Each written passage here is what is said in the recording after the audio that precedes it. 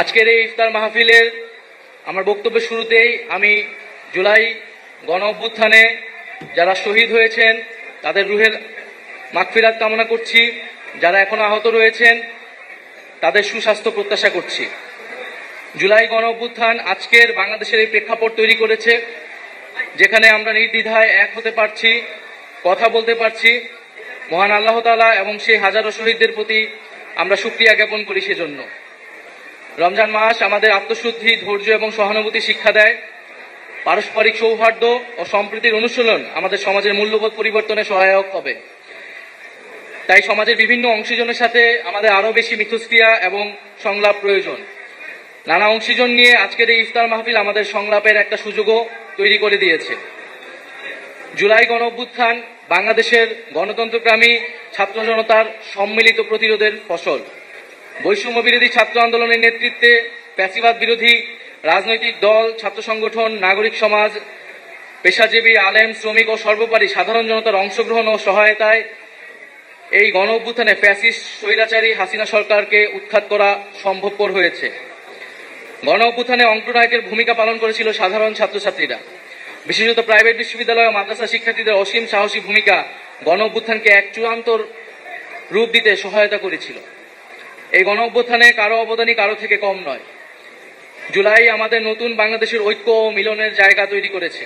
মুক্তিযুদ্ধের সাম্য, ন্যায় বিচার ও মানবিক মর্যাদার আকাঙ্ক্ষা জুলাই গণ অভ্যুত্থানে আমাদের মধ্যে নতুন করে জাগ্রত হয়েছে।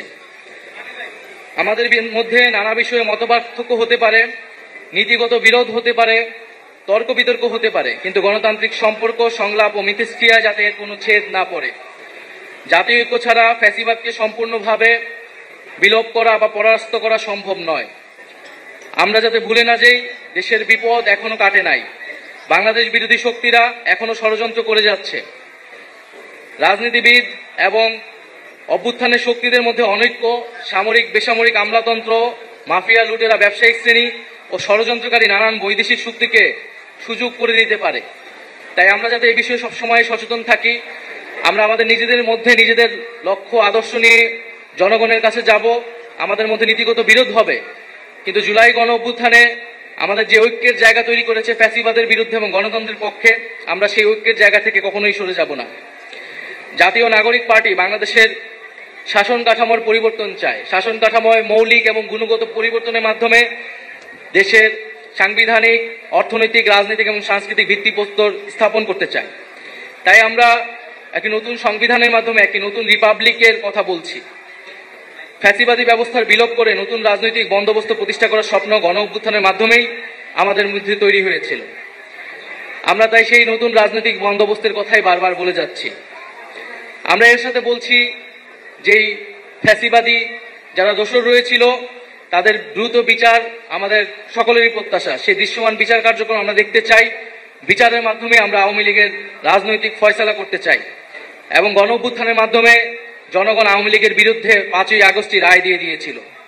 আমরা এর পাশাপাশি বলছি যে বর্তমান সরকার, অন্তর্বর্তীকালীন সরকার যে সংস্কারের কার্যক্রম চালাচ্ছেন জাতীয় ঐক্যমত্য কমিশনের মাধ্যমে, তাদের যে প্রস্তাবিত জুলাই সনদ, সেই জুলাই সনদ আমরা দ্রুত কার্যকর দেখতে চাই এবং সেই বিষয়ে আমরা সকলেই সবার জায়গা থেকে সহযোগিতা করব এবং জুলাই সনদ কার্যকরের মাধ্যমে সংস্কারের রূপরেখা আমাদের সামনে স্পষ্ট হবে। আমরা চাই সংবিধান সম্পর্কিত বিষয় ছাড়া বাকি আরো যে গুরুত্বপূর্ণ সংস্কার কার্যক্রম রয়েছে, যেমন জনপ্রশাসন, পুলিশ ইত্যাদি, ওই অন্তর্বর্তী সরকারের সময় অধ্যাদেশের মাধ্যমে দ্রুত বাস্তবায়ন করতে। আমরা নির্বাচনের ক্ষেত্রে আমরা বলছি যে সামনে নির্বাচনটা একই সাথে আইনসভা এবং একই সাথে গণপরিষদ নির্বাচন করা সম্ভব এবং এর মাধ্যমে একটি নতুন সংবিধান এবং নতুন করে আমরা গণতন্ত্রের পথে উত্তরণ করতে পারব। ফলে এই সকল কিছুই আমরা দ্রুত সময়ের মধ্যে হওয়া সম্ভব বলেও মনে করছি। সরকার যে নির্ধারিত সময় দিয়েছে, সেই নির্ধারিত সময়ের মধ্যেই এই সকল কার্যক্রম করে নির্বাচনের দিকে যাওয়া সম্ভব। কিন্তু নির্বাচনের আগে অবশ্যই আইন শৃঙ্খলার পরিস্থিতির উত্তরণ ঘটতে হবে। এককভাবে সরকারের পক্ষে কাজ হয়তো সম্ভব নাও হতে পারে। তাই রাজনৈতিক দল, সামাজিক শক্তি এবং অভ্যুত্থানের শক্তিগুলোকে সেক্ষেত্রে ভূমিকা রাখতে হবে। নির্বাচনের জন্য সেনাবাহিনী, পুলিশ, আমলাতন্ত্র ও মিডিয়ার নিরাপত্তা প্রয়োজন। তাই প্রাতিষ্ঠানিক নিরাপত্তা নিশ্চিত করতে হবে। জনপরিসরে নারী নিরাপত্তা, নারীর প্রতি সহিংসতার বিরুদ্ধে আইনগত সামাজিক উদ্যোগ সরকারের পক্ষ থেকে নিতে হবে এবং দুর্নীতি ও চাঁদাবাজি বন্ধ সরকারকে আরো কঠোর হতে হবে। আমরা সাম্প্রতিক সময়ে দেখতে পাচ্ছি কিছু গোষ্ঠী বাংলাদেশ ও ইসলাম ধর্মকে নেতিবাচকভাবে বিশ্বে উপস্থাপনের চেষ্টা করছে। তাই সন্ত্রাস ও উগ্রবাদীদের বিরুদ্ধে আমাদের কঠোর অবস্থান দেখাতে হবে সরকারের পক্ষ থেকে, এবং আমাদেরকে সামাজিক এবং রাজনৈতিক জায়গা থেকেও সে অবস্থান দেখাতে হবে। ইসলামের যে সহিংস ও সহানুভূতিশীল মূল্যবোধের চর্চা রয়েছে, যা সাম্য, ইনসাফ ও সম্প্রীতি শিক্ষা দেয়, সেই চর্চা এবং সেই শিক্ষা আমাদেরকে সমাজে নিয়ে আসতে হবে। আমরা মনে করি বাংলাদেশ পুনর্গঠন একদিনে সম্ভব নয়, একটা দীর্ঘ সময় জঞ্জাল সাফের মাধ্যমে বাংলাদেশকে পরিবর্তন করা এবং জনগণের কল্যাণ সাধন সম্ভব। আমরা পুরনো রাজনীতিতে ফেরত যেতে চাই না, আমরা রাজনৈতিক সংস্কৃতির আমূল পরিবর্তন চাই। দলীয় লক্ষ্য আদর্শের বাইরেও মুজিববাদ ও দুর্নীতির বিরুদ্ধে এবং গণতন্ত্র সম্প্রীতির পক্ষে আমরা জাতীয় ঐক্য নির্মাণ করতে চাই। সর্বোপরি জুলাইয়ের আকাঙ্ক্ষা ধারণ করে সকলে মিলে আমরা একটি বৈষম্যহীন, গণতান্ত্রিক, দায় ও দরদের বাংলাদেশ গড়ব, সেই প্রত্যাশা ব্যক্ত করছি।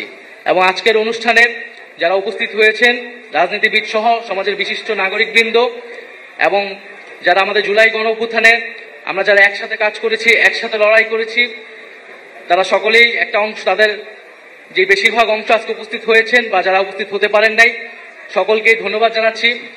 এবং একটা নতুন একটি রাজনৈতিক দল হিসেবে গণ অভ্যুত্থান থেকে আমরা তৈরি হয়েছি, সেই জায়গায় আমাদেরকে আপনারা নানাভাবে সহযোগিতা, সমর্থন এবং শুভেচ্ছা জানাচ্ছেন। এটার জন্য আন্তরিকভাবে আপনাদেরকে কৃতজ্ঞতা করছি। আসসালামু আলাইকুম।